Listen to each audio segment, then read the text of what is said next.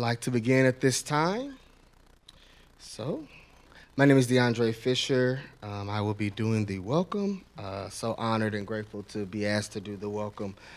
And then I will also be having, it'll be a trio welcome. So it'll be a welcome from two other amazing people who I'll introduce in just a minute. But on behalf of the Seattle Colleges, Chancellor Pan, President Dr. Rosie Brown, I'm already ready to give Dr. Brown his props. President Dr. Rosie, President Dr. Sheila, and then our president who's up front. Thank you, President Dr. Brown, for being here today. Today is a special gathering, and before we begin this important dialogue, we would like to call up my colleague, our amazing colleague and family in this work, Dr. Betsy from South, to do our land acknowledgement. Hi, welcome. I'm Betsy Hasegawa. I use she, her, and hers, and I'm Japanese and Ainu. So Ainu are the indigenous people of Japan. And oh, there's Evie. Hi, Evie. Sorry. And so what I wanted to do is that there are protocols that are being put in place in our system, and to acknowledge the first people of these lands. And I wanted to do my version of land acknowledgement. And I've been schooled by the Lummi people, who the elders say speak from the heart. So I know that there's a prepared one, but in my practice I'm trying to just speak from the heart. So what I want to do is I want to acknowledge that there were first people here. There are first people here. They're descendants of first people, and the first people took on as their charge from the Creator to take care of the air and the lands and the water and all the creatures that make up this planet that we live on. And to care for it and grow and nurture. And so I want to acknowledge that we are on land that has been taken. We are here as part of the community college system on this land that was land that was held by the Samish, or the Salish people, particularly the Duwamish people. And I think there probably were a lot of other bands that came through and used this land for fishing, hunting, but it was predominantly Duwamish territory. And we're here because of different understandings between the Europeans who came and the native folks who were first here about what it meant to have a relationship with the land. So for them, it was to use the land, to partner with the land, and it wasn't about ownership in the way that the new folks came in and understood it. So we're here because of misunderstandings and different ways of understanding what it meant to have a relationship with the land. So we are, the city of Vancouver, BC is probably the only place that's currently saying we are on unceded territory, but we're on unceded territory. We're on territory that was not negotiated in the way that the native folks understood it to be. So I want to. I don't want us to pretend like that's not the case. So this is about education. It's about learning, and so the more we know that we can know that we do have a relationship with this land. And to me, as an institution of higher ed, an institution of learning, it's our primary relationship is about learning. So that to me is a way of continuing the work that the first people did, of learning, growing, and connecting with ourselves and each other. So that's how I'll say it. Okay. Thank you.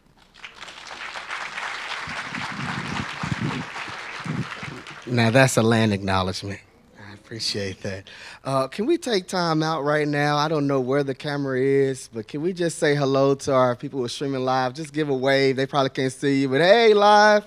All right. Want to acknowledge the other campuses too as well that are streaming live here.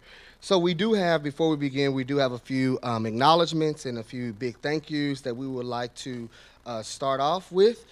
And just a few of those acknowledgments, because it really did take a community effort to put this event together. So let's go through and let's acknowledge our community members that has taken part in this. First is the Seattle College District Book Read, whose purposes is to really cultivate a deeper awareness and building community among faculty, staff, and students around diverse identities to better equip us to work to transform lives through education.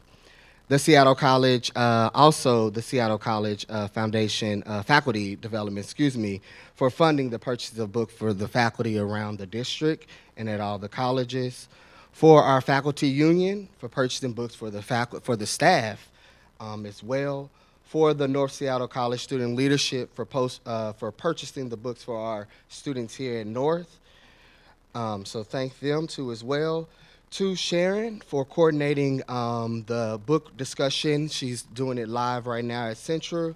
To Pamela Wilson for coordinating it at South, who's doing it live again. So hello live one more time. To SCCTV for live streaming. Thank you. To Kat for doing it here right at North. So thank you. Yes, thank you, thank you. And then also to the North Seattle College Social Justice Interest Group. Wow, this group here, Ariana, Betty, Ann, Renee, Karen, Jamie. These, can you just wave real quick? Because these people right here really, really doing the work on the campus. So thank you, thank you, thank you. And then also, we really want to talk about the people behind the scene from district, Mrs. Sun, Mrs. Heather, for their timeless work that they have put in behind the scene to send out every message. I know you all receive those messages daily, so that's exciting. I was like, it's here, we're here? Okay, so that's exciting. So this is what it really looks like when you talk about putting together a community, bringing us all together to talk about this important conversation that I am now going to introduce my friend, my colleague, our friend, our colleague at the Central Campus to do the official introduction of our amazing author. But right now, I would like for Dr. Hunt to come up, who serves as Associate Vice President for Equity, Diversity, and Inclusion at Central.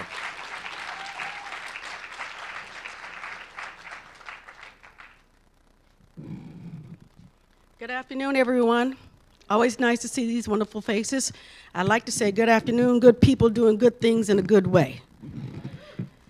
And so, our sister ancestor Audre Lorde says, without community, there is no liberation. And so with that in mind, I'd like to also note that I got a call from Sister Sharon Spence Wilcox that they needed more books, and so the Office of Equity, Diversity, and Inclusion bought some too. So I just want to include us in that community. But we run, don't walk. Run, don't walk to get the book.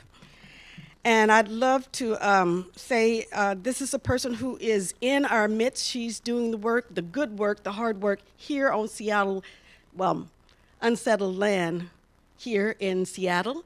And so we have the added treat of not only knowing what the work she's doing out on the rest of the planet, but she's doing the work here and also rearing 2 children here on the planet here.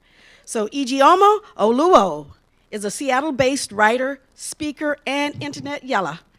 She's the author of the New York Times bestseller, So You Want to Talk About Race, Even If You Don't Want to. Published in January of this year by Seal Press. Named one of the Roots 100 most influential African Americans in 2017. One of the most influential people in Seattle by Seattle Magazine. One of the most influential women in Seattle by Seattle Met. And winner of the 2018 Feminist Humanist Award by the American Humanist Society. Oluo's work focuses Oluo's work focuses primarily on issues of race and identity, feminism, social and mental health, social justice, the arts, and personal essay. Her writing has been featured in the Washington Post, NBC News, Elle Magazine, Time, The Stranger, and The Guardian, among other outlets. Y'all, we're in for a treat, so without anything else to say, let's welcome our good friend, your friend to the community, that's what we'll say. Thank you, Ms. Oluo.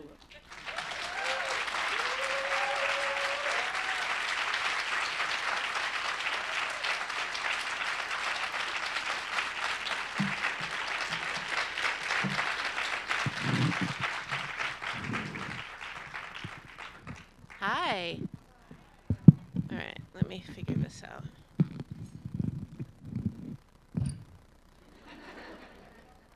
All right. Y'all hear me all right? Wonderful. I am so happy to be here. This is actually my first time on this campus. I've been to other of the Seattle colleges, and this is the closest to my house. So I don't know why I haven't been here before, but it is, I've had a wonderful welcome, and I am excited to talk with y'all. So I'm just going to talk for a while, and then I'm going to open up to questions and discussion. And so I really hope that while I'm talking, if you have any questions or anything that you think you might want to discuss further, kind of keep it in mind. I will say this, I always try to use a little bit of guilt before I start this out, which is when I start with elementary students, they are full of questions. And they're amazing questions, all the way up until we get to about high school students. But no one has fewer questions than grown-ass adults. And that's not the way it should be, especially for really grown discussions. So I hope that you will have at least half of the creativity and bravery that our youth have when talking about these tough subjects, and recognize that if you have a question, I wrote a whole book about how difficult it is to talk about this. Which means that if you have a question and you're thinking, nah, I don't want to ask it, I bet no one else has it, chances are a lot of other people do. And I will not yell at you if it's a bad question. I'm not going to say there's no such thing as bad questions. That's not true. There are some. But even that is helpful for everyone to know. But usually, almost every question I have is helpful, educate, in some sort of way, and everyone is better off for having asked it. So just keep that in mind as we talk here. And I'm going to kind of dive in. So my name is Ijeoma Oluo, and I am a local writer, speaker, and internet yeller. And what's always interesting for me is I wrote that. It is a huge part of my job, the ability to yell on the internet. I would not exist as a writer today if it weren't for that. And I think for many other people of color, especially Black women, writing today about social issues, we all started writing on the internet because it was the only place we could kind of publish our thoughts. And then once people started responding to it, it picked up, and you would get these requests. I used to actually get Twitter messages from newspapers saying, will you talk to me, more about this? And I have an email, like anyone else, you can email me. But it's an important part of who I am, and so I always include it. But it's always funny to me because whenever I am introduced, particularly by Black women or women of color, they're always like, yeah, they just read the thing. But whenever I am introduced by a white person, they're like, she's a local writer, speaker, and they're like, she says internet yeller. She said it. She said it. And I was like, I did, and it's okay. So I'm really excited here to talk to y'all. I love doing local talk, especially because I would not have the job I have today if it weren't for the internet and if I hadn't grown up in the Seattle area. And I think it's interesting when I go around the country, a lot of times people are really surprised that someone who grew up in a majority white area would have a career talking about race and would write in a way that relates to a lot of other people. But to me, it actually makes perfect sense because I grew up in an area where I was an extreme minority and no one wanted to talk about it. It is very easy in a place like Seattle to imagine that you have no problems with race if you can spend most of your day never interacting with someone of a different race. But if you're one of those few people of color in the midst, you have to spend a lot of time trying to figure out what's actually going on that people aren't saying. You have to figure out why what people are saying is so different from how they're treating you. Because no one's going to openly shout anything at you. No one's going to just say, this is why you're being treated differently. This is why the rules don't apply to you. This is why they apply differently to you. And everyone is saying that they are anti-racist and they are really good, but the actions don't match. And so I spent most of my time observing very carefully, just for my own survival, the system of race that we have in place.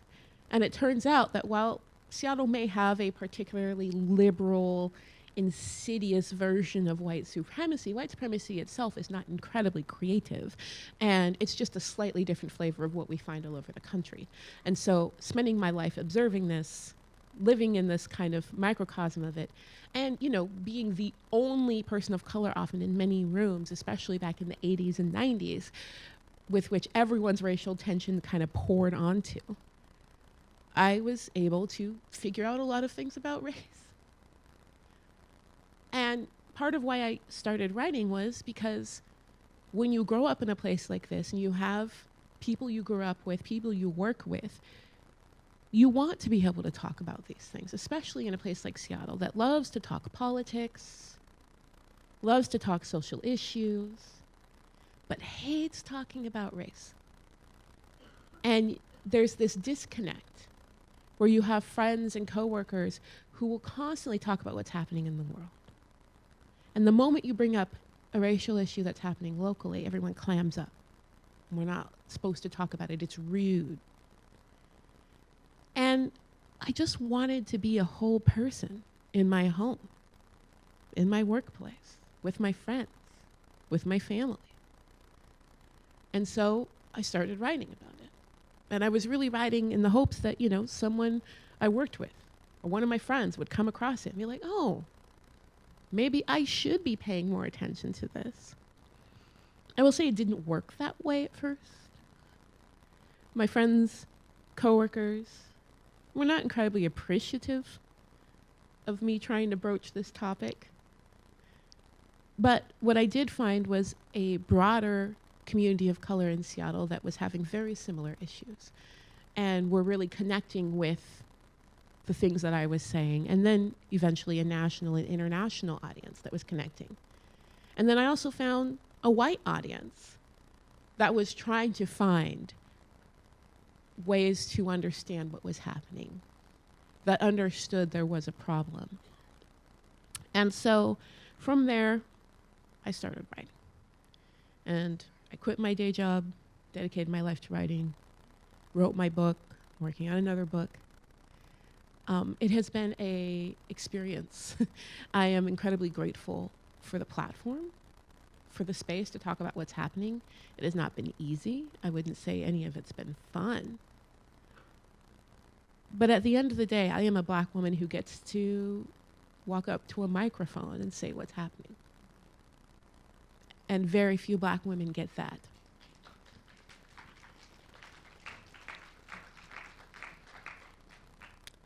And I love talking to schools more than anything else.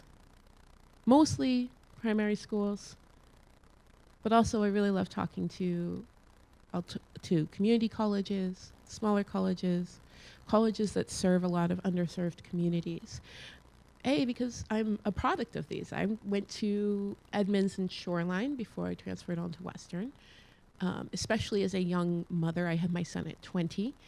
That flexibility, those smaller classes, it really meant a lot to my ability to get through and get the degree that I needed. But also because I feel like our colleges are at the nexus of white supremacy in America, but also a microcosm of society as a whole. And I feel like we have a great opportunity in these environments when we are discussing so many different issues, where we are touching so many aspects of our society, and we are building these kind of closed social rules to really start experimenting with how we want our world to look and really start testing and challenging the systems we have. So it'll seem slightly like I'm shifting gears, but I'm not. How many of y'all have been watching the news about this college scandal that just erupted yesterday? Anyone not know what I'm talking about? There. Okay, I will.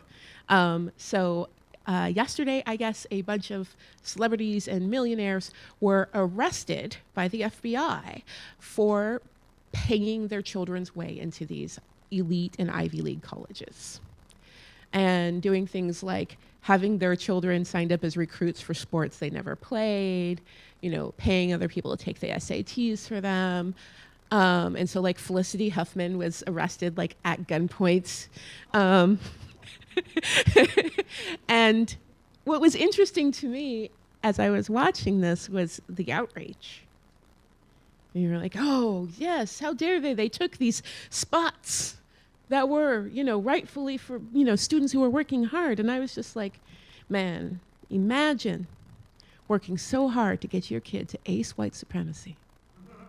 And then a rich white family comes and jumps ahead of you in line for that Ivy League school.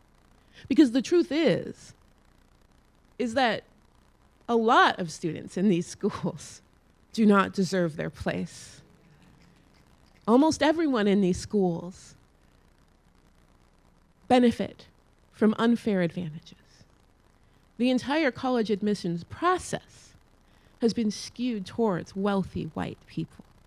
Whether it's the creation of the SATs, which were created to keep people of color and Jewish students out of colleges. In those tests, the questions were deliberately framed to exclude children of color and Jewish children because they were concerned that there would be too many in their colleges.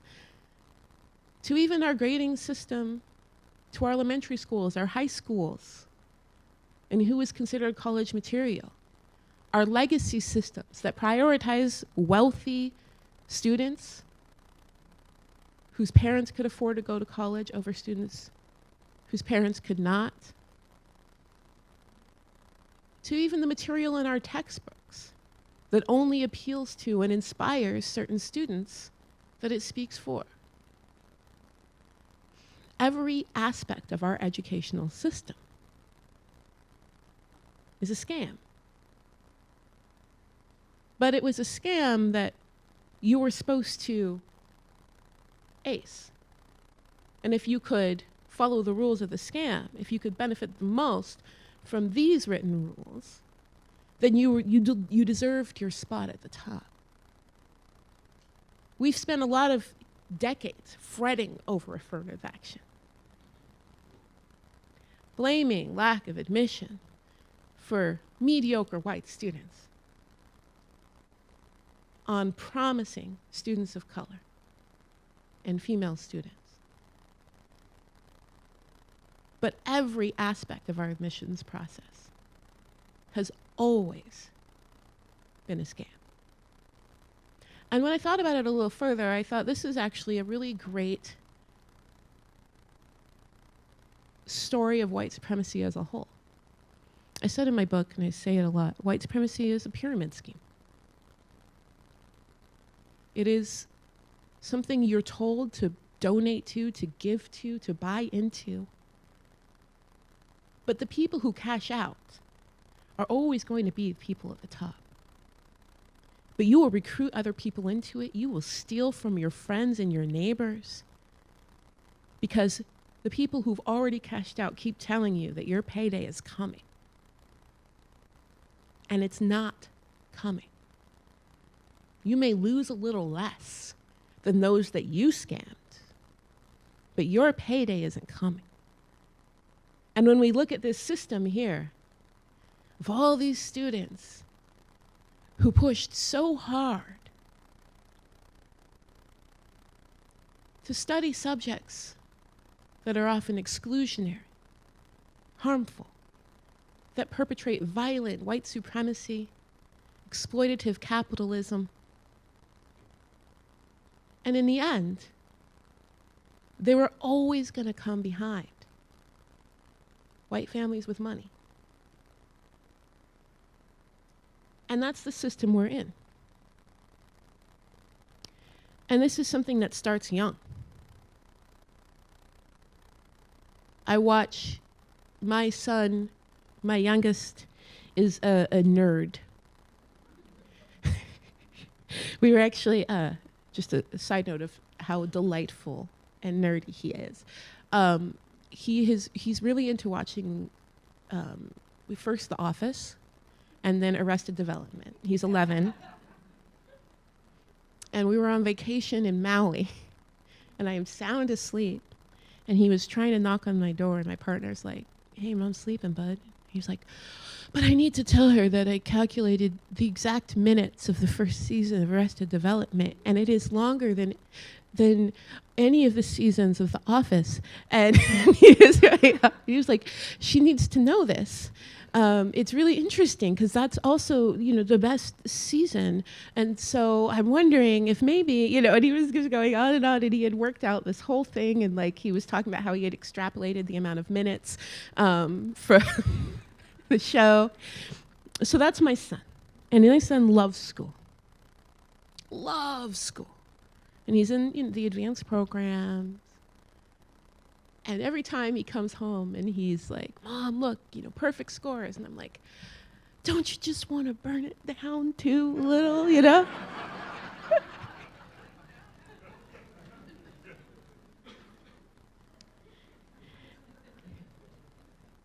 And I say this because even in these classes, in these spaces where he is known and appreciated for what he has to offer, he is still made to feel othered on a regular basis. They had a discussion in class about dress codes a couple years ago. And it said no hoodies. And the kids said, why no hoodies? Hoodies are very popular here in Seattle. And the teacher just guessed. She said, oh, I think it's probably because of gang affiliation. And my son was the only black kid in his class at the time.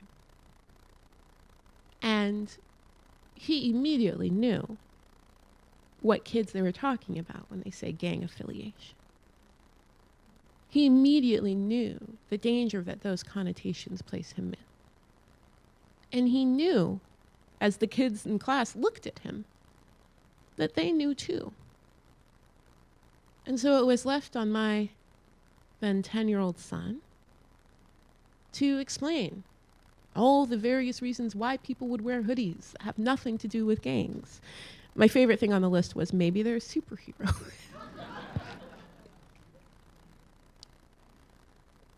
But he came home upset and feeling really othered.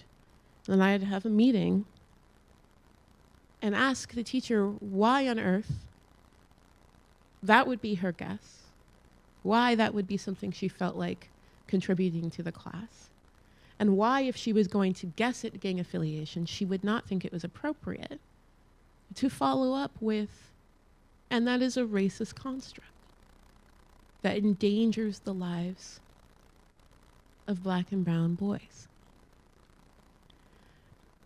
And this is someone who had read my book, who voted for Obama. And so that's just, a small example. A couple years ago, I went to Ferguson, and I actually went and visited the middle school that Mike Brown went to. It took a while to get started because I had to wait and go through the metal detectors. And there's a police officer there, very frustrated with kids who didn't know the routine, and she kept saying, come on, you should know this by now. How to empty out all their pockets, open up their book bags. These are 12, 13, 14-year-old kids. We get into this school. It is an unaccredited school. It had lost its accreditation, failing school. It is overwhelmingly black and brown. And their solution when they took the accreditation was to offer kids the chance to bus to white schools. And for each child that bused, the school would then lose funding for that child, leaving an already failing school even more underfunded, under-resourced. And since the death of Mike Brown, they had been working to try to improve race relations in Missouri by having field trips where the kids from this school could go visit the white schools. And so they would go, they would play in the nice tennis courts, the great basketball courts. They said some of the schools even had a pool, whereas this school didn't even have books. And they would come back, and that would be their part of solving race relations in Missouri. And on the way back from one of those visits, they stopped at a sub shop, and the teacher handed each kid a bag of chips and then gave them $5 to go pick out a sandwich. And the lady at the sub shop had decided that one of the kids had stolen chips and hadn't brought them. The other kids tried to point out, no, our teacher right over there gave them to us. You don't even sell this brand of chips. But she was going to call the police. And the teacher had to talk them out of calling the police on a 13-year-old boy because she thought he stole a $1 bag of chips. The next day, same group of kids went to a candy shop, and one of them went to reach for his wallet to pay, and the clerk maced him in the face. Maced a kid in a candy shop. Now, these kids were telling me this And they were upset, but it wasn't with the shock and the horror that I see often in the faces of adults when I tell this story. It was just the way it is. And they talked about all the different stories their parents had told them to stay safe. I talked with the kids. They were wonderful. They were hilarious. They were delightful. Children are amazing. And it's amazing how in the midst of them telling me all the different ways in which they try to survive, they can still just crack you up. You know, I asked them what their biggest concerns were as they were reaching adulthood, and one kid was like, income taxes. And I was like, really?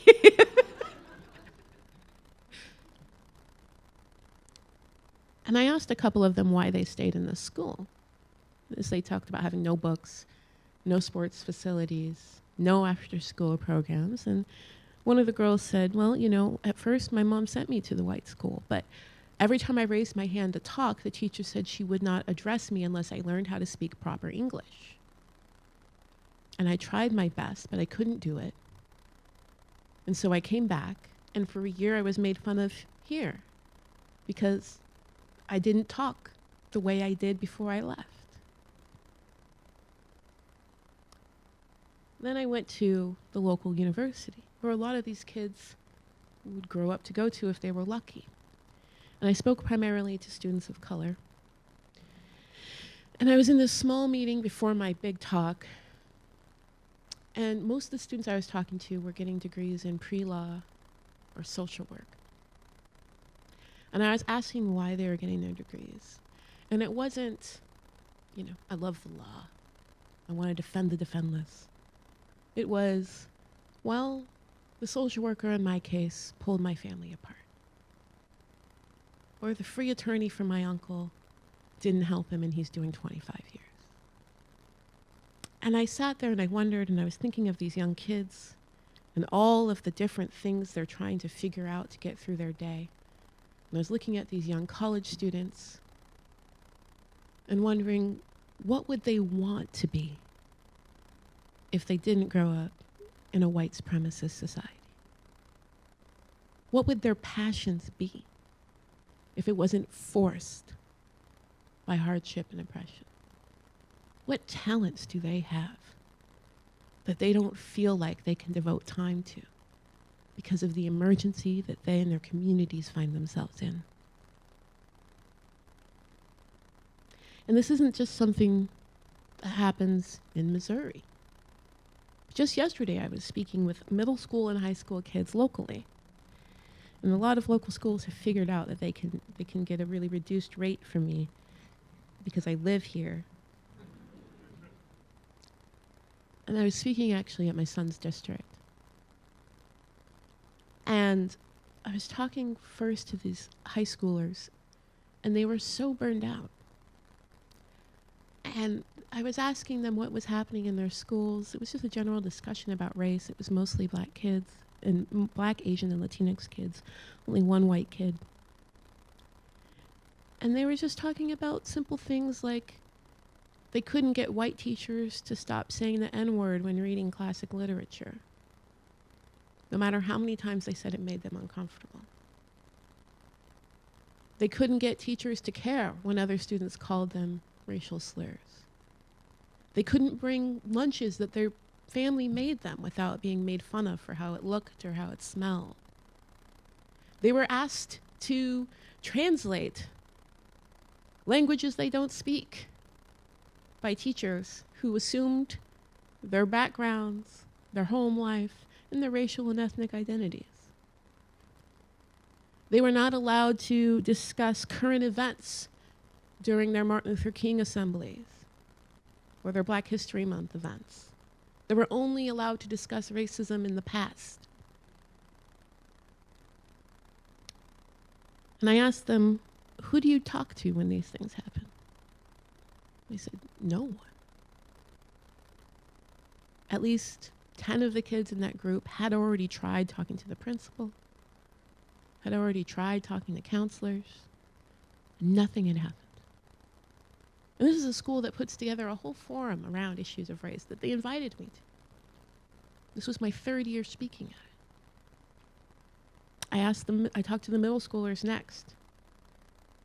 Interestingly, they had a lot of the same complaints. Getting teachers to stop saying the N-word when reading classic literature. Getting people to stop making fun of how they dress or the lunches they bring.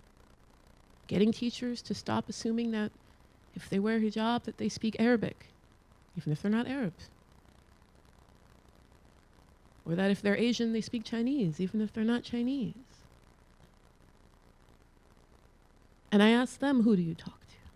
And they said, well, the only person of color at our school is the janitor. And, he can't do much. We talk to him occasionally. There's a security guard from one of the after-school programs who's black. He's cool. He can't do anything. And that's it. And so I'm talking about this because this is a system that we all come from. This is a system that you all come from. And this is a system that our colleges also contribute to. So much of our elementary school, high school curriculum is built around getting kids into our universities and into our colleges. Getting them to ace the right subjects, to behave in the way that they think professors want to see, that admissions boards want to have, and to fit into college life and society. And so the discussions we have here as to how we structure our learning environments, what we call success, what we prioritize, not just administratively, but also socially, also shapes what our high schools, our middle schools, and elementary schools do for our children. They both feed each other. Because we are a product of this system, this is how we look. We end up with elite schools where the primary concern is that a few rich people are buying more privilege than we think they're owed, and a few people of color are taking spots that mediocre white America thinks is theirs. So I talk about this because I think that we have so much opportunity in our school systems, and especially in this school system. When I was talking to these students the other day, I was really disheartened because, in honesty, there's very little I can tell high school and middle school students. There's very little I can tell them to do. The most I can do is tell them they're right. When I ask them what an ideal situation would look like to address these issues, everything that they brought up instinctively are the things that almost any diversity expert brought into schools would say. And these kids knew because they lived it. More teachers and faculty of color. Written policies and procedures for dealing with race issues. More diverse curriculum. School programs that center the voices of students of color. Better education for teachers around issues of race. So here in this setting, where most of us are adults, and I know there are probably some Running Start students here as well, but you are treated and seen as adults here in this space. We all have a little bit more power than these students. And we can start having discussions about the environment we're in and how we can change the shape of it to be something that contributes to justice instead of oppression and white supremacy. So how do we go about that? First, I would say it works with identifying our privilege. Your position here is a position of privilege. It's not all the same privilege. But know that even being here is something denied many people. Understand that. And understand that with every privilege, you are one step removed from many that you might identify with.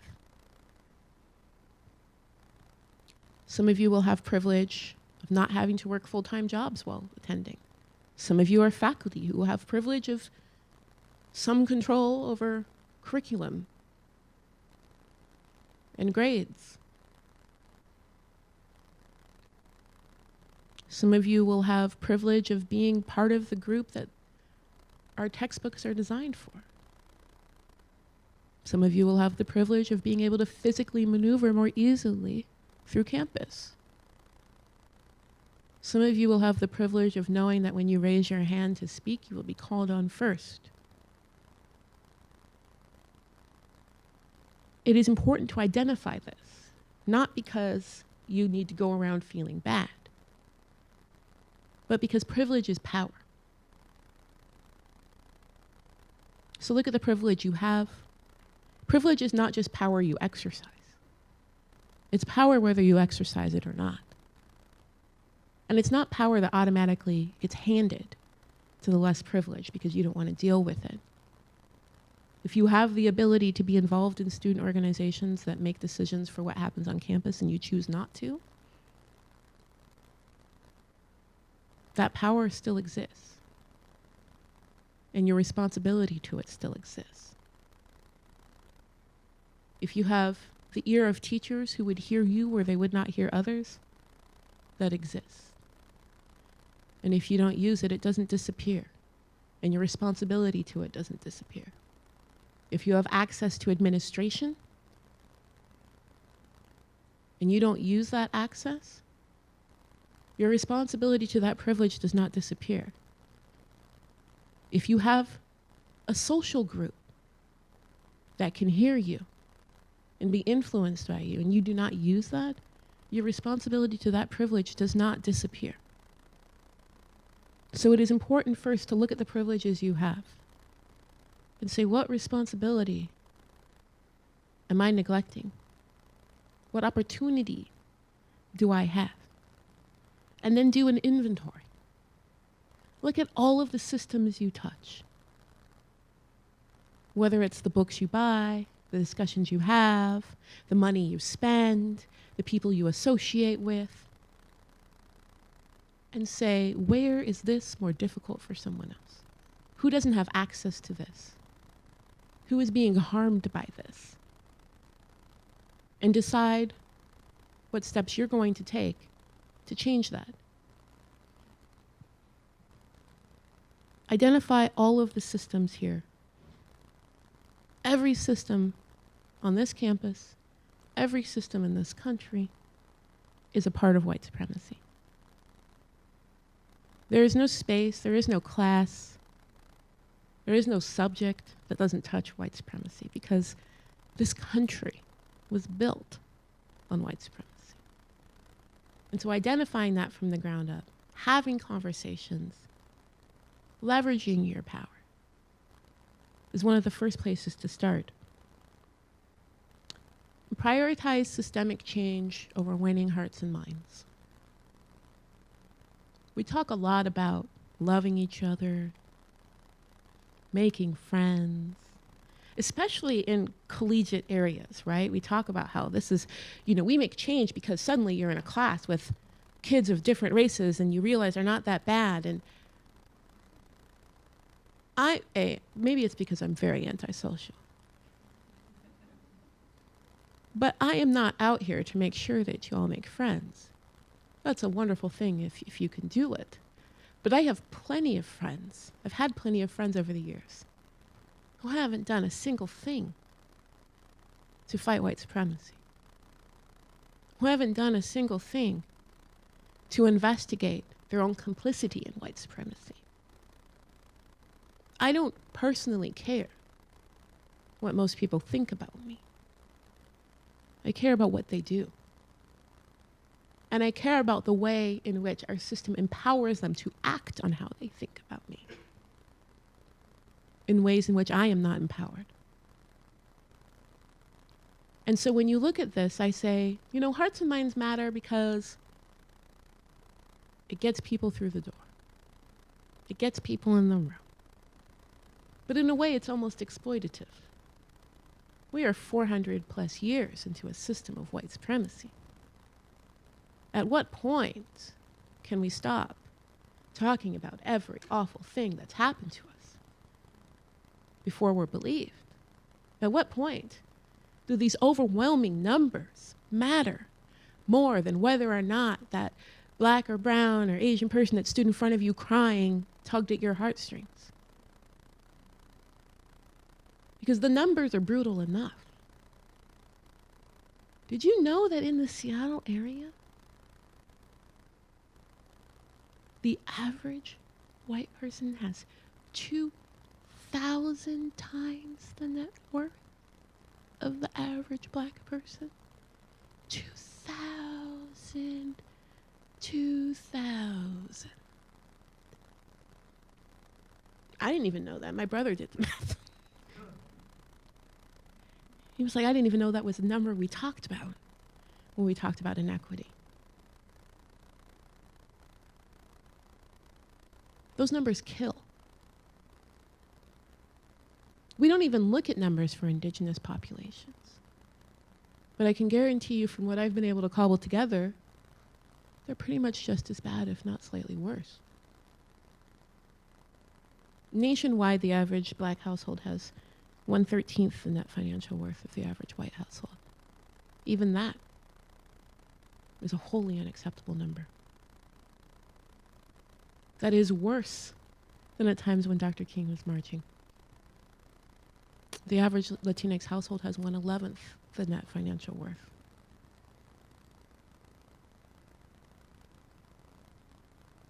These numbers say that something horrifying is happening.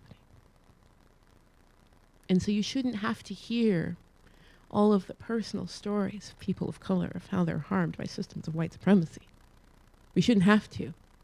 Not with mass incarceration. Not with black preschoolers being kicked out of preschool at 4 times the rate of white preschoolers. Not with black women and people who have babies dying at 3 times the rate of white women. None of this should be happening. And we shouldn't have to keep opening ourselves up time and time again in the hopes that you'll feel bad enough to want to do something about it. But we do. Even in my book, I do. Because I know it gets people through the door. But when it comes down to it, guilt means nothing to me. It's a part of the process. I'm not anti-guilt. I feel like right now we have these weird conversations of, I hate this debate of calling in versus calling out. It's so much focus on people who've done harm and how to gently usher them through understanding harm and learning they can do better. Focus in the wrong spot. Because increased sensitivity of those who are already doing harm does not help me. The idea that we could center white people in our fight against white supremacy does not help me. And so guilt means nothing to me. If it gets you to do something, great. I still don't need to hear about it. I get emails every single day of people who've read my book and are feeling some sort of way. And I think it would make my day to know that they now feel bad for being white. I don't care. It doesn't mean anything to me. I can't cash that. That doesn't raise my credit score. It's what people do with this that matters. And you will never have more power than when you're addressing the systems you interact with.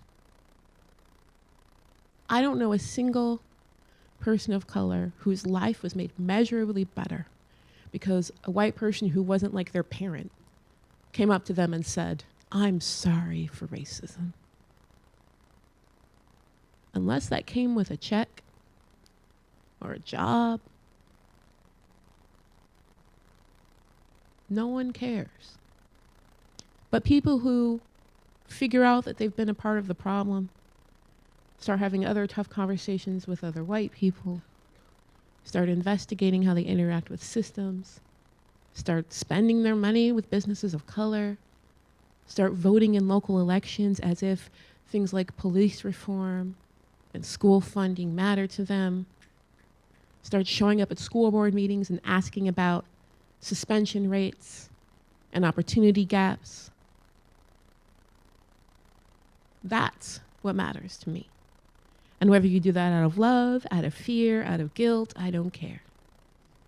Because I want to get to the point where whatever you're feeling about me is not a reflection of how well I'm going to do in society, how safe my children will be walking to the park.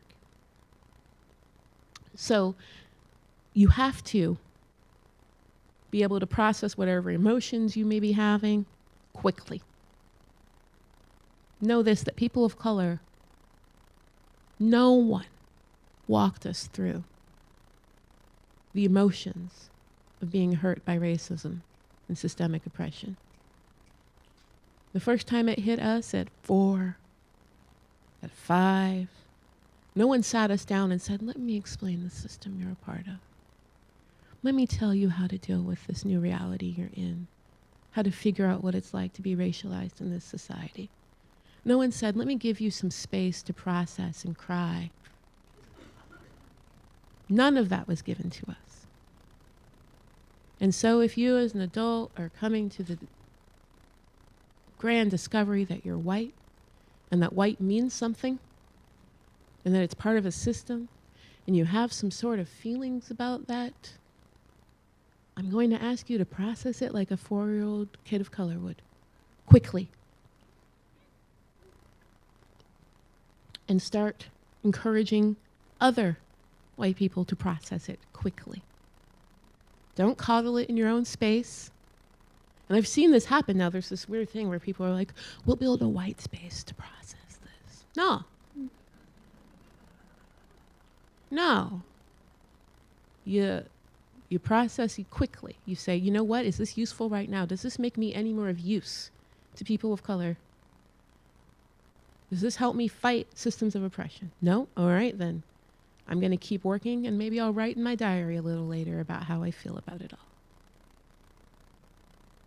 Protect the safety of people of color, and in particularly students of color, in this process at all costs. It is important to understand that people of color do not get to choose when white supremacy hurts them and hits them. And that means that if you are going to rely on any of the generosity of people of color in your process as white people in fighting and addressing this system, that you must prioritize the safety of people of color in this process. So often I go to places where it's kind of this weird eat, pray, love journey through wokeness. And there are these magical guides of color that are supposed to take you through it all. And it's all worth it in the end if you become a better white person. But that's not the goal. I am not trying to make better white people. I do not care.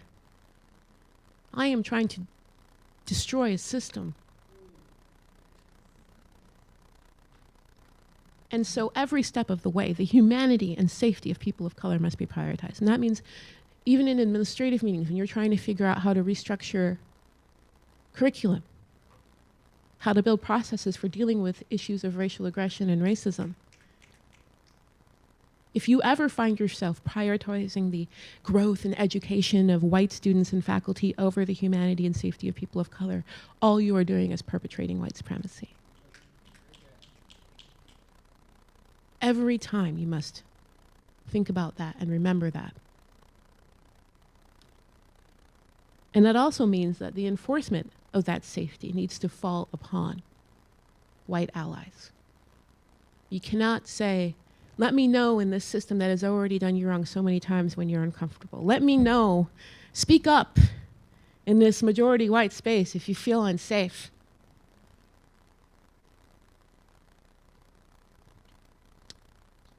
That will come later if you're lucky.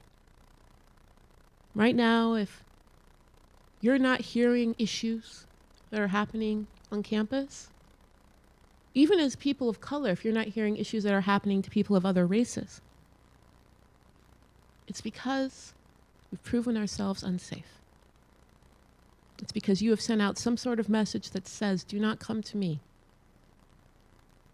whether that's just going along your day in a system that's unsafe.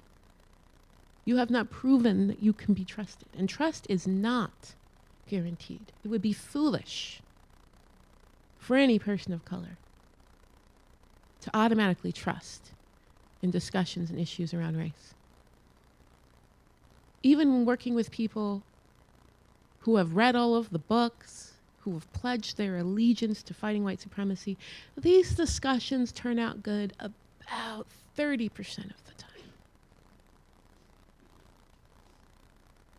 I have been failed by people who love me more than anyone in this room, who care about these issues more than anyone I know who's not a person of color.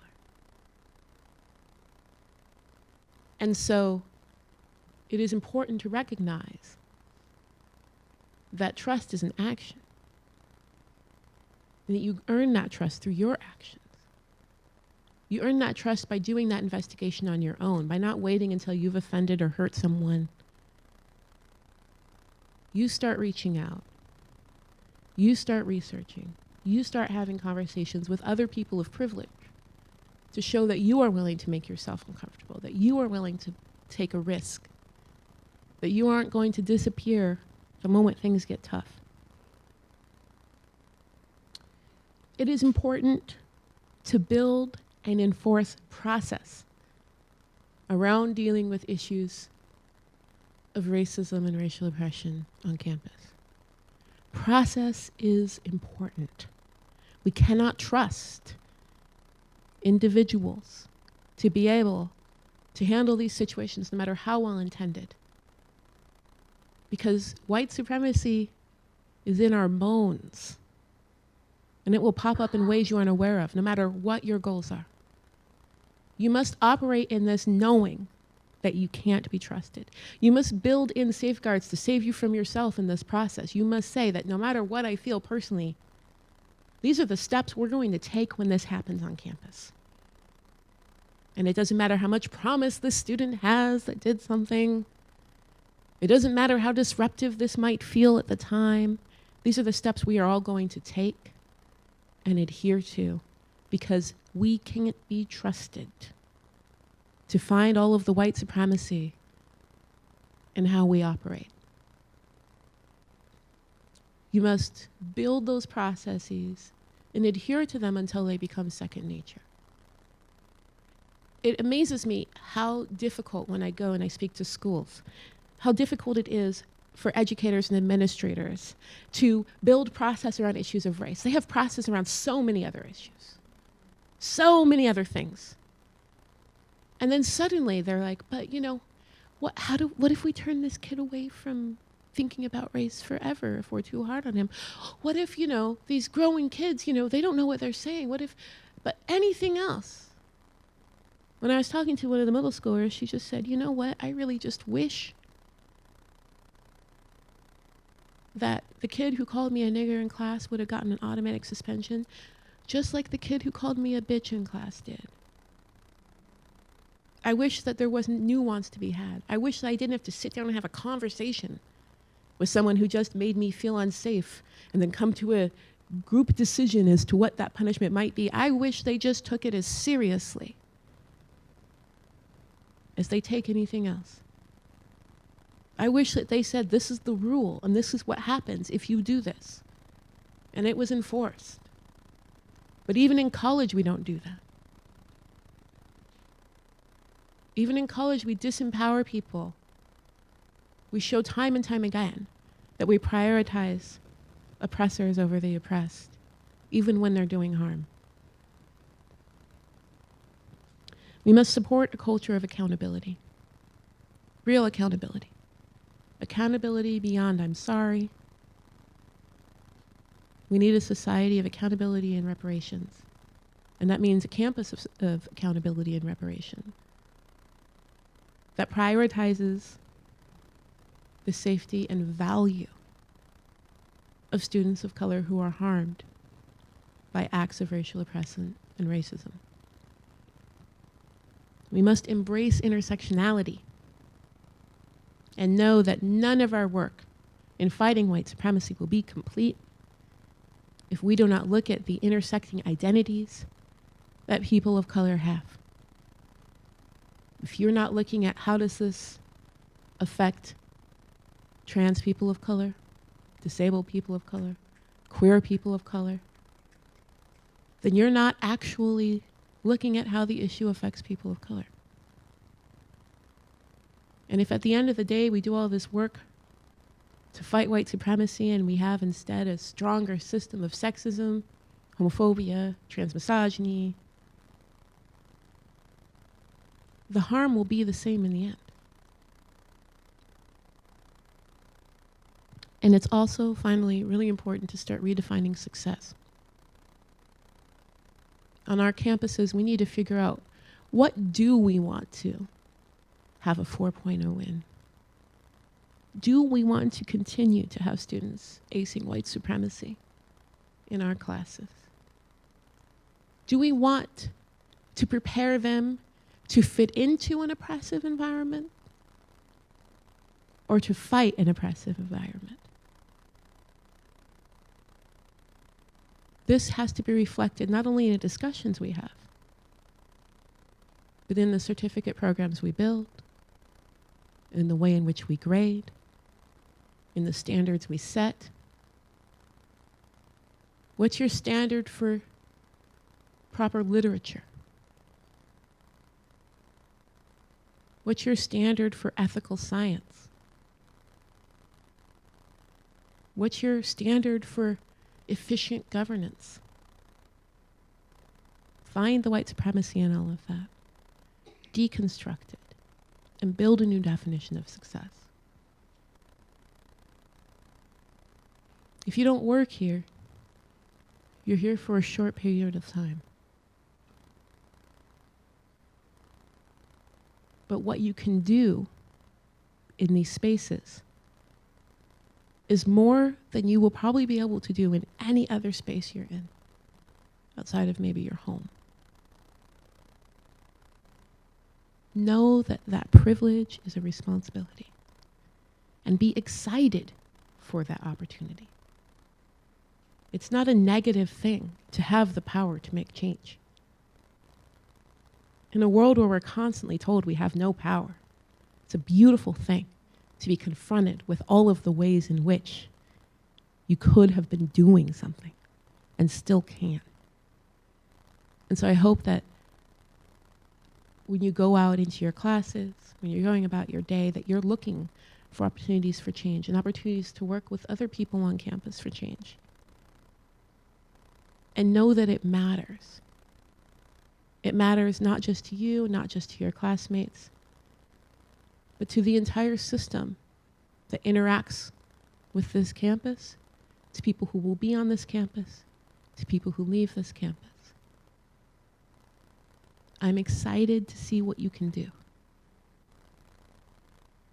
All right, I'm done talking.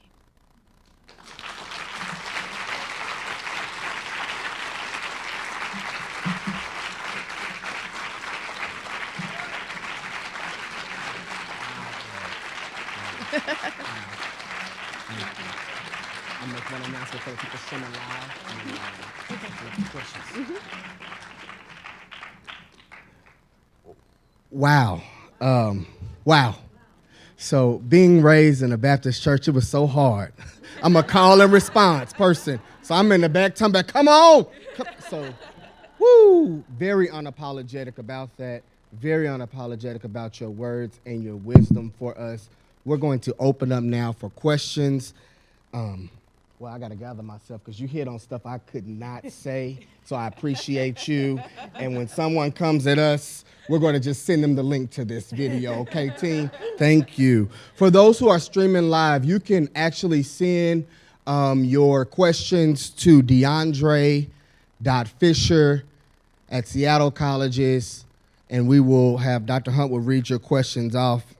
So it's DeAndre.Fisher@Seattle Colleges for those streaming live who have a question too as well. We want to give you the opportunity to have those questions answered. And we will now, .edu. I automatically assume, thank you, Pete, for questioning, getting that. So DeAndre.Fisher@Seattle Colleges.edu. Thank you. All right. No questions right here.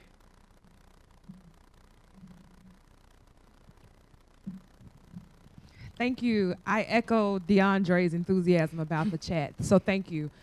At the beginning of your talk, you mentioned or described yourself as an extreme minority.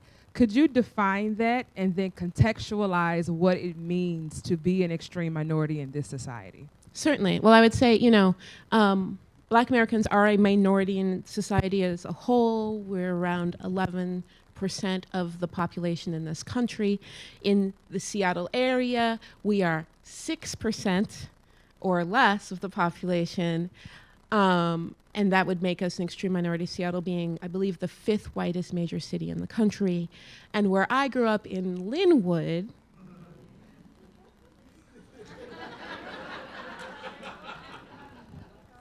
it was me and my brother for a long time. And then there was one other kid, and then no one knew who my brother was anymore because there were 2 black kids, and they were like, "What? How does this work?" And so that is where, we are an extreme minority. And in Seattle, a lot of what that means too, especially with gentrification, is a dispersed minority group that cannot come together, build community, build coalition, build support networks in the ways in which minority groups in other areas of the country can. And that leaves us in a particular economic and social and political disadvantage that many other minority groups across the country do not face if they are not an extreme minority in their population. So that's what it's like here. Mhm. Any other questions? Yeah. Thank you. Okay. So I sort of have a double-ish question around like self-care when you're doing this work.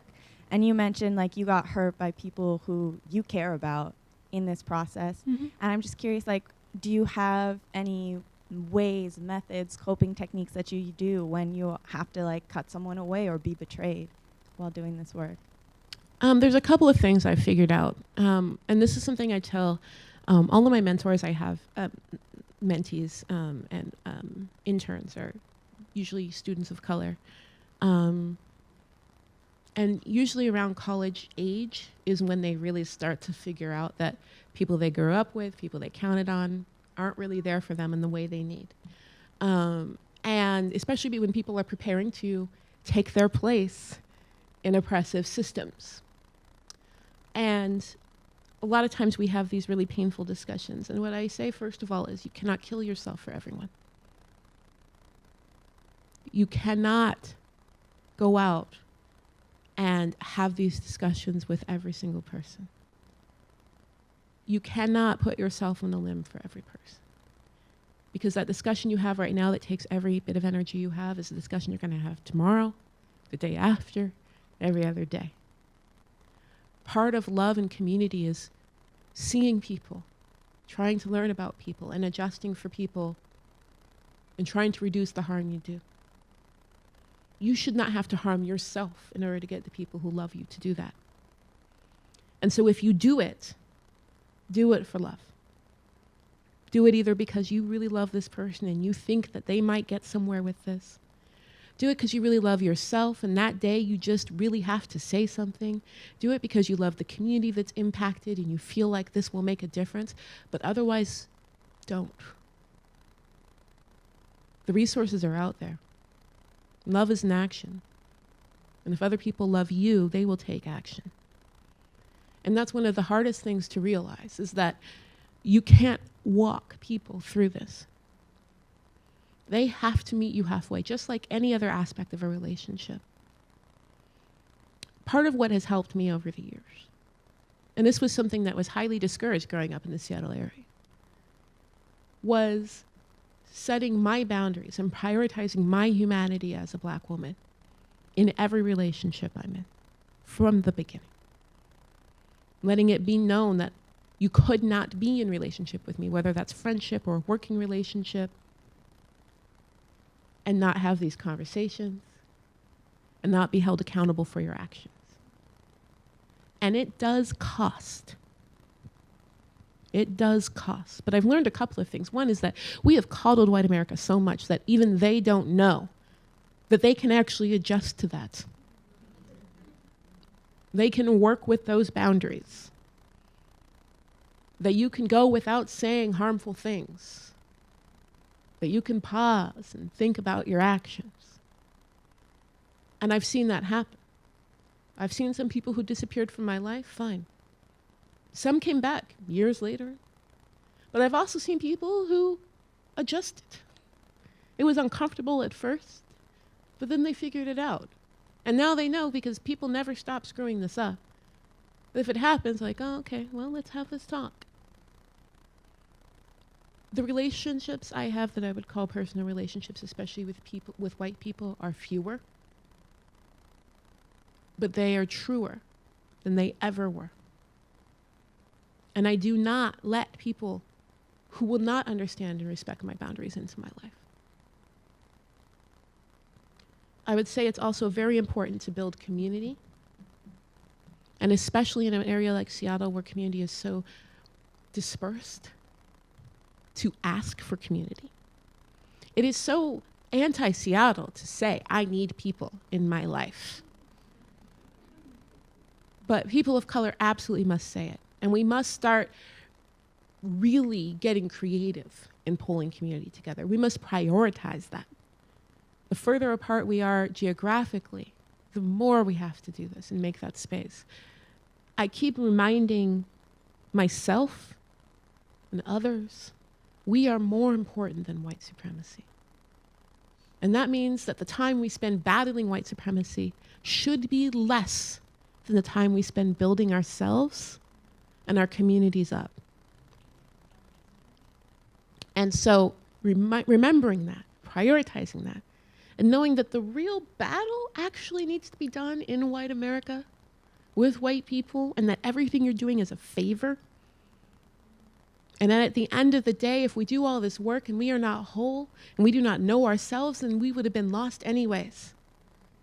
We have to come through this whole. We have to come through every step of the way knowing that we are more important than the system that oppresses us.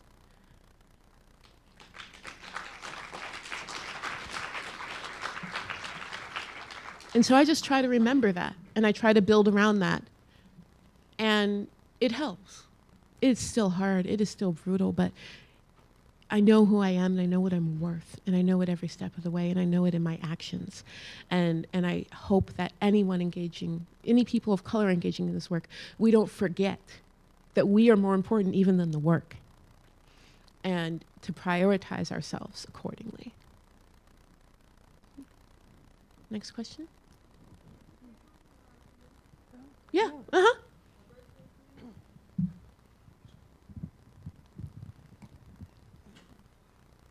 This is from Brother Cristobal Borges, and he says, thank you for the powerful statements.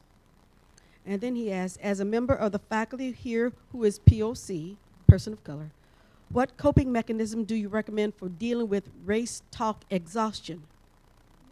Mm-hmm. We are often the ones that people turn to, and after a while it gets heavy. It does. And I've seen this time and time again, and it is so difficult. I mean, because it's a couple of things, right? It's not just as faculty of hearing what's happening to your students that you care about, but also working in a racialized environment yourself and figuring out how to advocate, use what power you have when you yourself are disempowered because of the way in which you present yourself, you know, the way in which you look when you walk into staff meetings, when you walk into break rooms. It is doubly difficult. And I feel so much for faculty, and study after study after study show that all students are better served by faculty of color, of every race. All students are. Right? And yet faculty of color are regularly denied promotion, full-time work, tenure, because of the work they do to ensure success of students, all students, but in particularly underserved students of color. So I would say, first off, I recognize that, and I appreciate it. And I would say that the exhaustion here A lot of it is because oftentimes you're fighting alone. You don't have the backup you need. I even when I was talking at the high school and elementary school, I'm talking to the head of equity. She's one of about 4 teachers of color in the district. So she does this work, and I'm giving her this report, this devastating report on what's happening in schools, knowing full well that her power is so limited. And she's going to have to drain every ounce of energy she has having these conversations to maybe get a tenth of what she wants for these students. And each day she's still going to be barraged with what's happening and the things she hasn't been able to accomplish. And she's going to care more than anyone. And she's going to feel that as a failure more than anyone. When the real failure lies on the people who should be supporting her and lifting her up. So I would say, first, I'd say it's really important to recognize that anyone on campus that works with you, if it says they care about this, if they don't have to deal with this struggle as a racialized person day in and day out, and they say they care about these things, that is a responsibility that you have every right to call into action. So any other professors who like to talk big game about racial justice, any white professors you have, any administrators who like to talk big game about it, that is time to call into action. And I would say who I'm speaking to right now are any of them who might be in the room or listening, right? Because time and time again, it's so interesting, the questions I get from people of color are really, how can I continue to do this work that is killing me, that is draining me? And what I really want to hear is from more white people asking, what's happening? What do I need to do? How can I support you? How can I take some of this burden off your shoulders? This burden that people of color shouldn't have at all. I would say, once again, build community. Be creative in how you build community. Look across to other groups of color when you're building that community. Find common issues that you can work on, and then also find different issues that you can support. Be very deliberate in these efforts so that when you are talking, when you decide you need to have this conversation, the people you're talking to know that it's not just you they're talking to, that they're talking to all other faculty of color who know that this is an issue and have your back. But really, for white faculty and administration, step up. Second of all, do your work. Like one of the more frustrating things I find when I go to colleges, even when I go to like Ivy League colleges, is how little white teachers are willing to do on their own. And how much they think that having access to a teacher of color or students of colors exempts them from having to research on their own, from having to have conversations in their own community.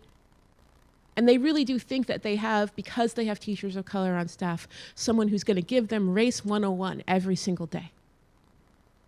That is exhausting and exploitative. And no one should know better. No one should think immediately, use your resources faster than a teacher. And yet, when it comes to race, I was at an Ivy League school, invited as a guest, not to even speak on race. Was followed for days by a professor who was noticing issues of race in the event I was invited to and wanted me to explain what they were. I was like, look, you're not paying me. I'm a guest here. I wrote a book. You could read that. And you're a professor. You have access to one of the best libraries in this country. And he's like, but I would really rather hear it from you. And the truth is that so many teachers of color are treated the same way. And so I would say it's really important to recognize a couple of things. As teachers, as white teachers, it is very easy to get your emotions and your hubris involved when you're hearing things from teachers of color as to what's happening on campus. But the numbers don't lie. There is an opportunity gap on this campus and on campuses of all of our colleges. And when you look at those numbers, when you look at the enrollment gap, when you look at the opportunity gap, when you look at the graduation gap, you have to believe one of two things. Either the system you are a part of is broken, or your students of color are. And you have to decide which of those you believe. And if you believe the system you're a part of is broken, then you need to talk to and listen to people who've been fighting the good fight and start figuring out what you can do and ask, what can I take off your shoulders? How can I back you up? How can I maximize the information and knowledge you have? And it also means creating a space for teachers of color to decompress, feel safe, support the boundaries of that space. Whether that means you're hearing a conversation where teachers are bonding or talking about what's happening and you decide you're not going to get in your feelings about it. You're not going to try to interject with your own personal opinion about it. You're going to protect that space.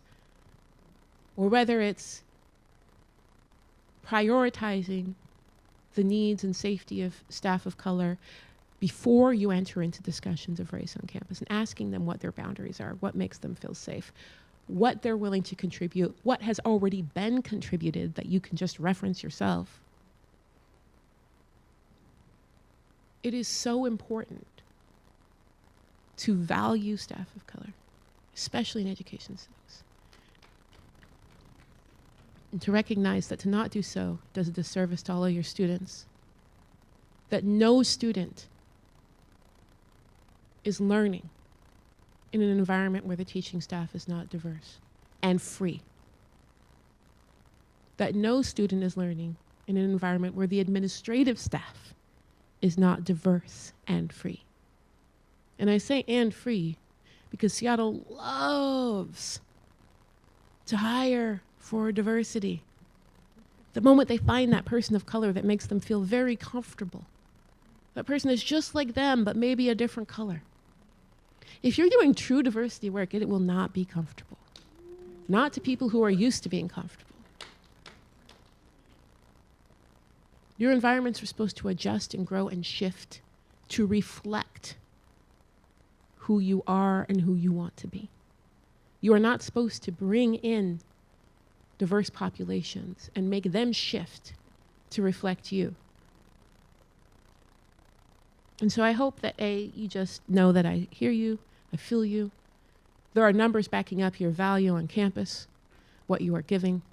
And I hope that administrations, if they're not looking at these numbers that are widely available of the extreme benefit of having empowered staff of color, and they're not doing everything they can, they're not viewing it an integral part of their job to prioritize the ability for teachers to continue to do the work they need to do and to remove work they shouldn't have to do off their shoulders and make sure it gets done elsewhere. And you prioritize that with staff, you prioritize that with money, you prioritize that with time, then you are failing as educators. So I hope that helps. Any questions?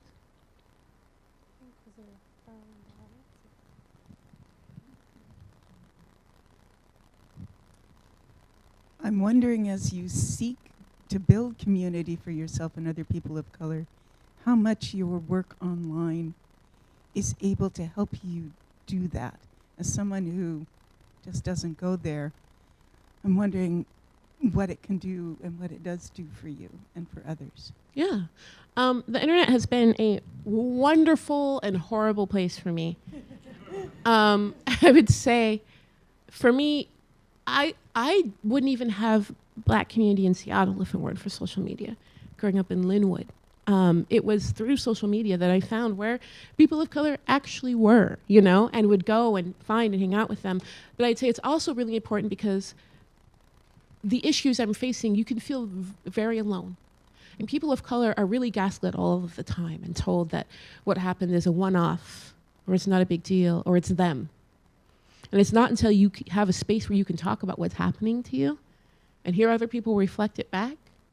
My general rule right now for social media is anything personally for me that's painful or embarrassing or awkward, I have to say it on Twitter. And it doesn't matter what it is, whether it's, I need to remember I'm lactose intolerant in the future, or, a woman locked her car doors as I walked by again, and that really sucks. I say it, especially because there's a voice that says, oh, don't waste people's time with that. And every time I do, I get community back that says, oh man, you know what? I am so sick of this. And we come together and realize it's not just us. That's happening too often to be a fluke. And that's super important. Because social media is such a great space for this, it is also a target. And there have been many concerted efforts in recent years especially to force people of color and other marginalized groups out of social spaces. I've been the target of issues that made it to Congress to pull me out of social media spaces. And so unfortunately, in order to build this community and build this space, it also means that you get death threats and racial slurs. But it's all a reflection of the world that's actually out there. I would love if more white people took their responsibility to social media seriously and understood that these are real living spaces. These are not places for thought exercises, for fun debates about race, not places to brush off discussions and say, oh, it doesn't happen, oh, that's just a troll, oh, just ignore them, and realize that this is the real world and it's a reflection of what's happening every day when we walk outside, and start having real conversations in that space as well. Because people of color are having them. We have to because we're so spread out. And I would love to see more white people have them. You know, the amount of white people who don't know, like the way that Facebook polices, the racist and sexist way Facebook polices its social media accounts and silences people of color, and particularly women of color, shocks me. I can't spell white properly. I have to misspell it when I make posts on Facebook, because if I talk about white supremacy, it will be removed. If I talk about it again, I will get a 3-day suspension. If I talk about it again, I get a 30-day suspension. And after that, I get a permanent suspension. I know this because it's happened to me multiple times. They have a point system they allocate. They look for words. White is just as many points as black. Men is just as many points as women. Which means I can say black women need to die, and I am just as likely to be suspended if I say men suck, or the white male patriarchy is harming people.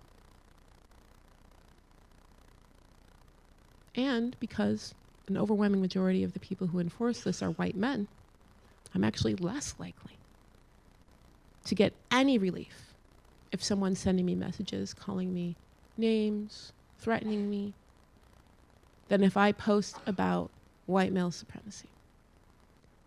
So in these systems, we're trying to build community and be heard. But because we so rarely have allies, because every time I make a post about white supremacy and I misspell white, there's like 20 white people who are like, did you forget how white spelled? Is this some weird passive aggressive thing?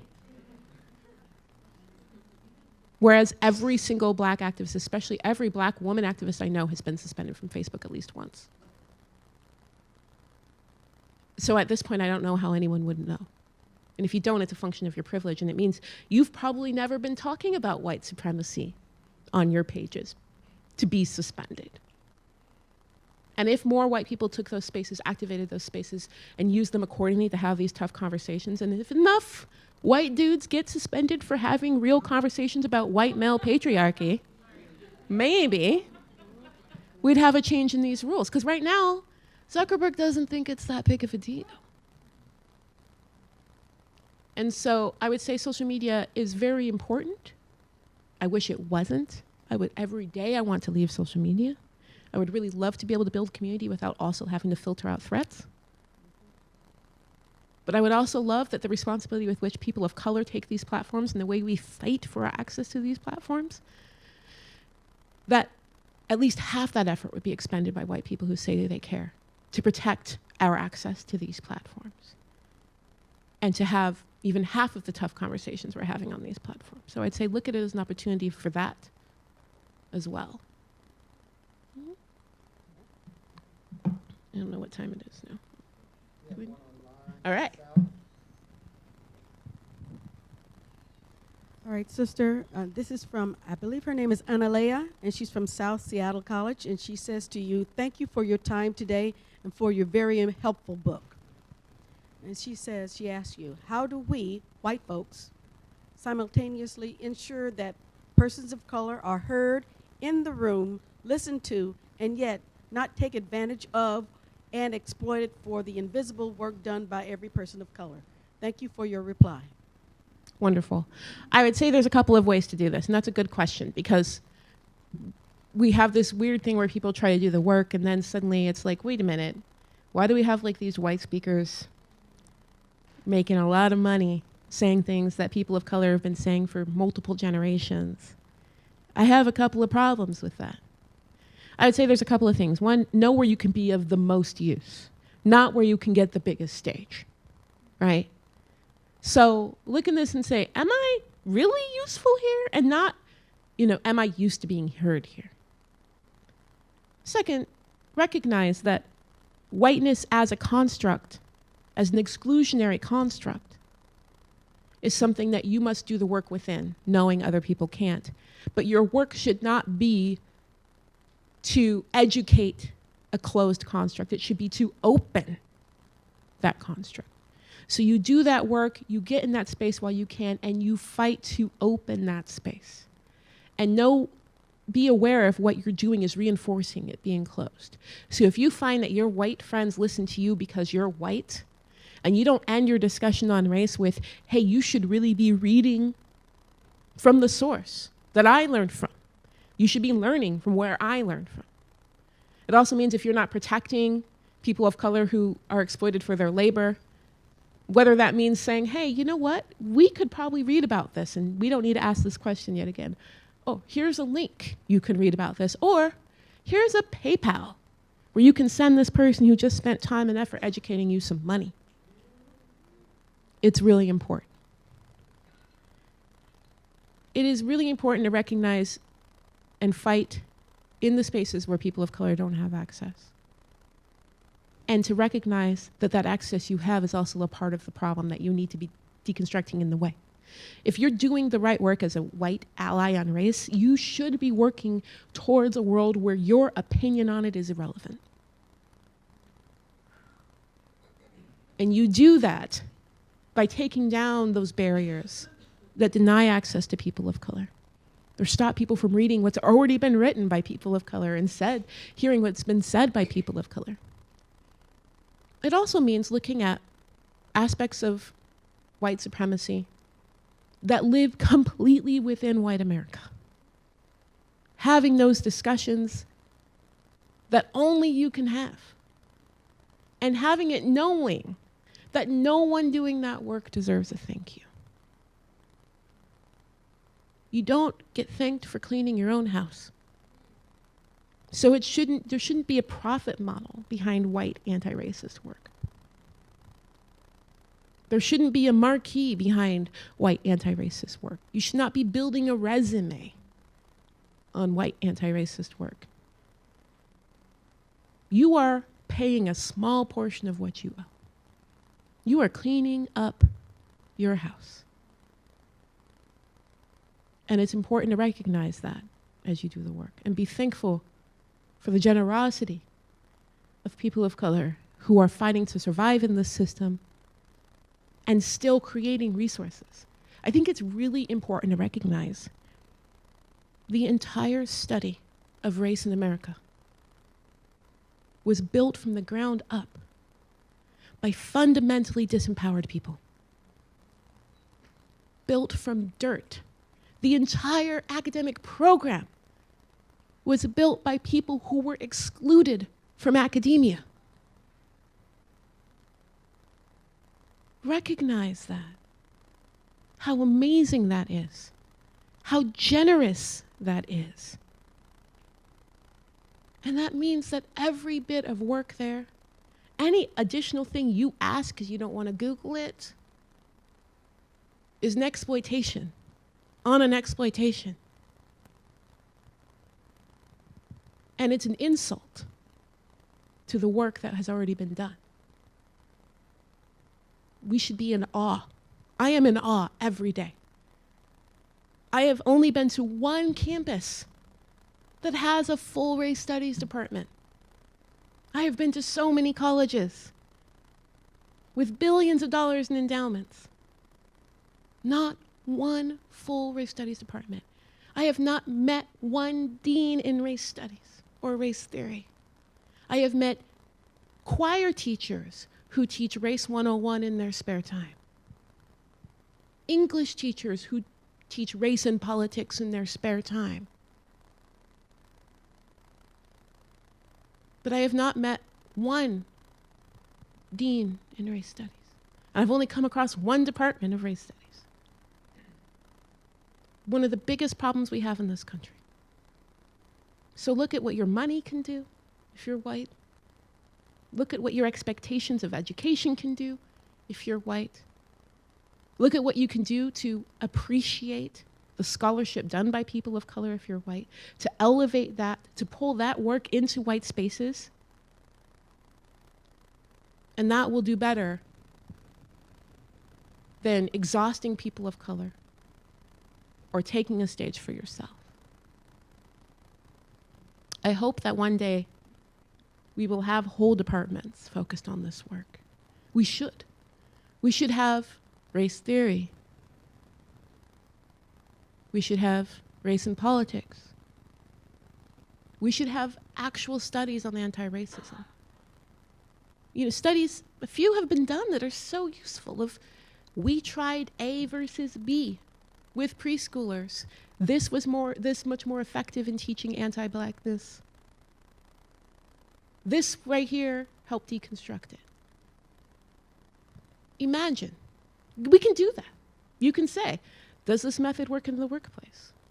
Here's this university-funded study of how to teach anti-racism in a workplace, how to create a more inclusive environment. Here's our control group. This was 20% more effective. We don't put funding to that. And part of it is the fact that we see a movie on race, and I'm speaking we as in most white America. White America sees a movie on race, reads an article, they like that, they make it their own, they paraphrase it, and they trot it out on a Facebook argument, and they receive their thanks for being so woke, and then they consider themselves done. But race was built on the exploitation of labor of people of color. We cannot deconstruct white supremacy and racism with more exploitation of the labor of people of color. So look how you can compensate, look how you can appreciate, look how you can protect the labor of people of color in your anti-racist work. And if you do that, we'll get a lot further than we are today.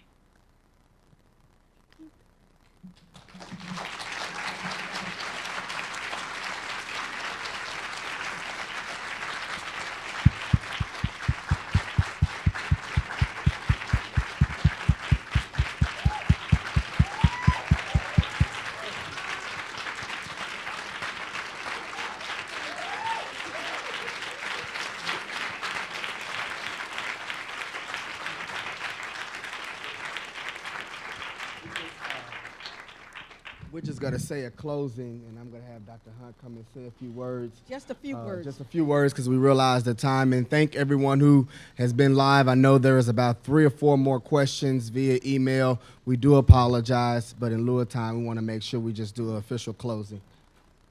Well, sister, we started by saying without community, there is no liberation. And you liberated a lot of us. Some of us, you liberated a lot of us. We deeply, deeply, deeply appreciate you. We deeply appreciate your parents. We deeply appreciate your children and all the people who made you for who you are today and now. We appreciate you and we appreciate them. And I would like, if we could hear a few words from our sister, Dr. Betsy. And of course, we're Hive Mind. Come on.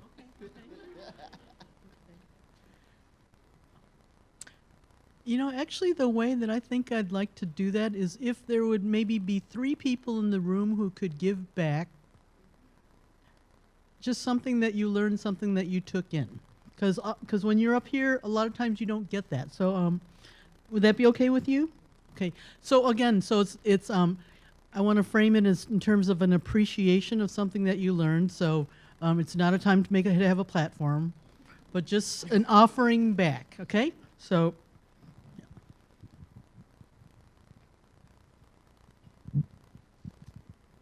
I appreciate the acknowledgement of the permission that you've given yourself to do the work that you're doing. For any of us to give permission ourselves to do work that has to be done says a lot about one's bravery. So that's something that I've taken in. I've also taken in that I need to continue doing my own work that has to be done and continue seeing and hearing people in all of their humanness and their differences as well. So thank you.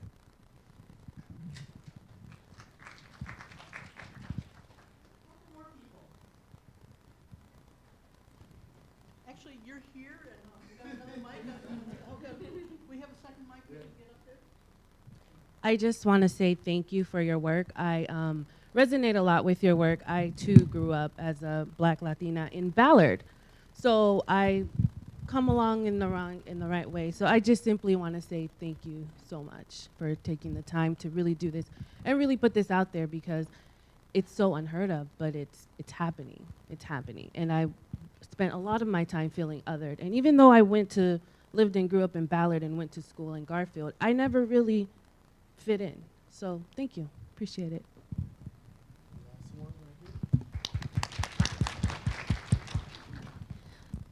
I just wanted to tell you how, a moment to breathe. Everything that you bring of yourself into your talks and the work that you've done is so incredibly life-giving and encouraging. And I just want to say thank you tremendously for all the times that you've chosen to take the steps to be doing the work that you're doing.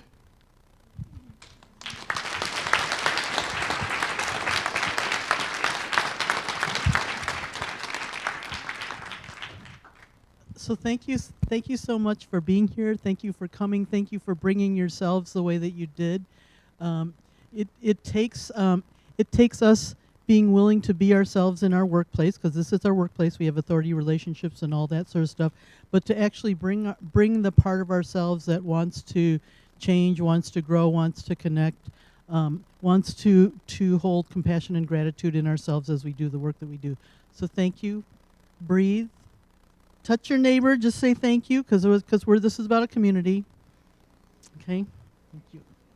And thank you for coming.